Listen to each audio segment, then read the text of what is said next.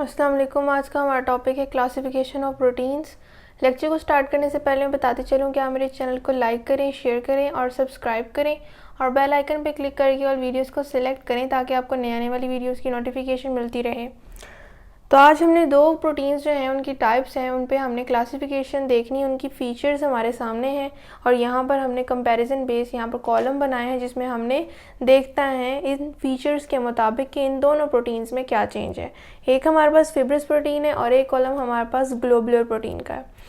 सबसे पहले हम इनकी शेप की बात करते हैं कि इनकी शेप एक दूसरे से किस तरह डिफ्रेंशिएट हम करते हैं कि फिब्रस प्रोटीन जैसे कि नाम से हमें पता लगता है कि ये फिब्रल्स की शेप में होती हैं और ग्लोबुलर प्रोटीन्स हमारे पास स्फेरिकल और एलिप्सॉइडल शेप में होती हैं, जो कि अक्सर हमारे पास जो एंजाइम्स होते हैं वो ग्लोबुलर प्रोटीन्स ही होती हैं।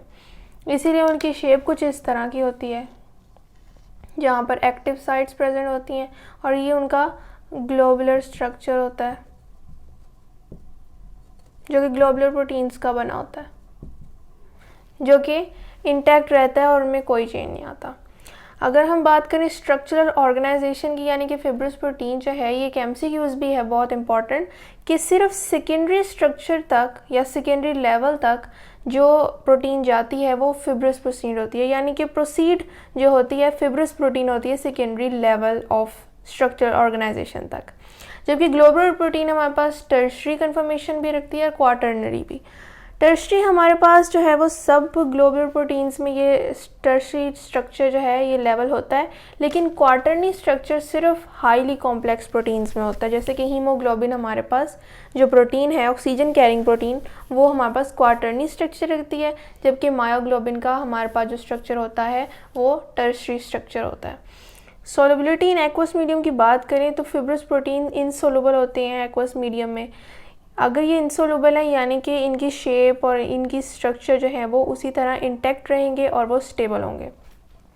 ग्लोबुलर प्रोटीन जो है वो डिज़ोल्व हो जाती हैं, सोलुबल हैं, इस वजह से वो अनस्टेबल हैं और वो डिज़ोल्व होकर अपना कोई भी फंक्शन परफॉर्म करती हैं और ये हम एग्जांपल्स में हम इन स्टेप्स को मज़ीद जो है वो एक्सप्लेन करेंगे।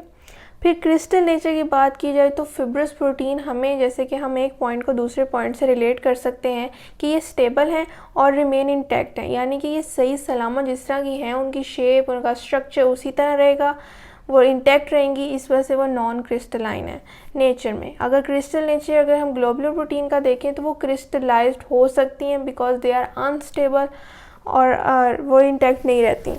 इलास्टिसिटी की बात की जाए तो फिब्रस प्रोटीन हमारे पास इलास्टिक इन नेचर होती हैं, ग्लोबुलर प्रोटीन्स हमारे पास इलास्टिक इन नेचर नहीं होती। रोल फिब्रस प्रोटीन का स्ट्रक्चरल रोल होता है, ये स्ट्रक्चर्स में जो है वो इन्वॉल्व होती हैं और वो बहुत से स्ट्रक्चर्स हैं उनकी हम जो है वो एग्जांपल में डिस्कस करेंगे। Globular proteins functional role play करती हैं, यानी कि हमेशा एक्वस मीडियम में डिज़ोल्व हो जाती हैं और फंक्शनल वे में जो है अपना रोल परफॉर्म करती हैं। ख़ास तौर पे जो है वो ब्लड में इन्वॉल्व होकर जो है वो बॉडी में होने वाली तमाम फंक्शंस को वो रेगुलेट करेंगी। एग्जांपल देख लें तो फिब्रस प्रोटीन में एग्जांपल है सिल्क फाइबर्स जो कि फिब्रोइन प्रोटीन इनमें इन्वॉल्व होती है। मैं यहाँ लिख देती हूँ, फिब्रोइन प्रोटीन्स जो हैं वो इनमें इन्वॉल्व होती हैं और ये फिब्रस प्रोटीन्स ही हैं। और फिब्रिन हमारे पास एक प्रोटीन है फिब्रस प्रोटीन। मायोसिन हमारे पास जो मसल्स में मौजूद होती है, हमने ये मसल के टॉपिक में पढ़ा था कि मायोसिन हमारे पास एक थिक फिलामेंट है और ये थिक फिलामेंट में मौजूद एक बेसिक प्रोटीन है जिसके जो है ग्लोबुलर हेड्स होते हैं, जो कि हमारे पास थिन फिलामेंट्स में मौजूद एक बेसिक हमारे पास प्रोटीन एक्टिन होती है उसके साथ अटैच हो जाते हैं और उनकी बाइंडिंग साइट से जो अटैच होकर इनकी ग्लोबुलर हेड्स क्रॉस ब्रिजेस बना लेते हैं जिससे कॉन्ट्रैक्शन और रिलैक्सेशन मसल की कंटिन्यू रहती है। इसी वजह से जब डेथ हो जाती है तो हमारे पास मायोसिन और जो एक्टिन प्रोटीन्स मसल्स में प्रेजेंट होती हैं ये क्रॉस ब्रिजेस नहीं बना पाती या तो क्रॉस ब्रिजेस जो बने होते हैं ये वो डिटैच नहीं हो पाते, जिसकी वजह से बॉडी जो है वो स्टिफनेस जो है उसमें आ जाती है, उसे हम रिगर मोर्टिस कहते हैं उस सिचुएशन को। हमारे पास जो लास्ट प्रोटीन हमारे पास एग्जांपल में वो केराटिन प्रोटीन है। ये नेल्स का स्ट्रक्चर बनाएगी, हेयर्स में ये इन्वॉल्व होती है और यही से हमारा ये पॉइंट क्लियर हो गया कि हमारे पास फिब्रस प्रोटीन का स्ट्रक्चरल रोल क्या है। ग्लोबुलर प्रोटीन्स की बात करें तो इनकी एग्जांपल में एंजाइम्स हैं, हार्मोन्स हैं, इनके साथ साथ हमारे पास हीमोग्लोबिन, हीमोग्लोबिन हमारे पास एक ग्लोबुलर जो है वो प्रोटीन है, क्वार्टरनी लेवल है और उसका टर्शरी कन्फर्मेशन जो है वो उससे भी अबव है, हाईली कॉम्प्लेक्स प्रोटीन। और साथ ही साथ हमारे पास एंटीबॉडीज़ जो होती हैं जो बॉडी में डिफरेंट परफॉर्म करती हैं फंक्शंस हमारे इम्यून सिस्टम के लिए, उनमें भी ग्लोबुलर प्रोटीन्स ही होती हैं, उनका भी क्वार्टरनी और टर्शरी स्ट्रक्चर ही होता है। टर्शरी स्ट्रक्चर सब प्रोटीन्स में होता है लेकिन क्वार्टरनी स्ट्रक्चर सिर्फ हाईली कॉम्प्लेक्स प्रोटीन में होता है। इंजाइम्स हमें पता है कि all proteins are not enzyme but all enzymes are protein. तो वो इंजाइम जो है वो कौन सी प्रोटीन्स होती हैं? ग्लोबुलर प्रोटीन्स होती हैं। ये अपना फंक्शन किस तरह परफॉर्म करती हैं? फंक्शनल हमारा रोल है ग्लोबुलर प्रोटीन्स का, हमारे सेल में होने वाले मेटाबॉलिक रिएक्शंस को प्रोसीड करवाते हैं, कैटलिस्ट के तौर पे एंजाइम काम करते हैं। तो ये उनका फंक्शनल रोल है।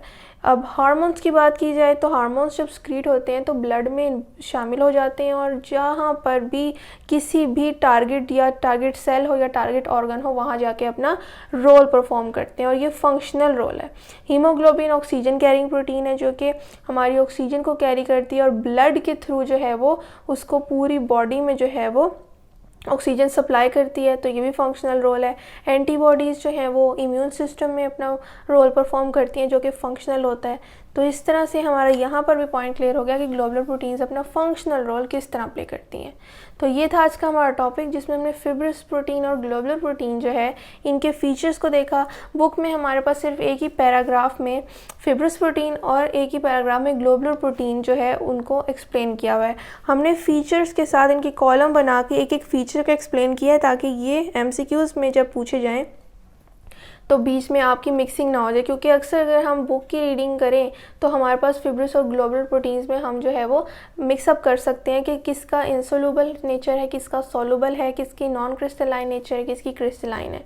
तो हमारे पास ये जो है एक बहुत ही बेटर मेथड है रिमेंबर करने के लिए कि हमारे पास कौन सी प्रोटीन का क्या फ़ीचर है। तो आई होप आपको आज के लेक्चर की समझ आई होगी।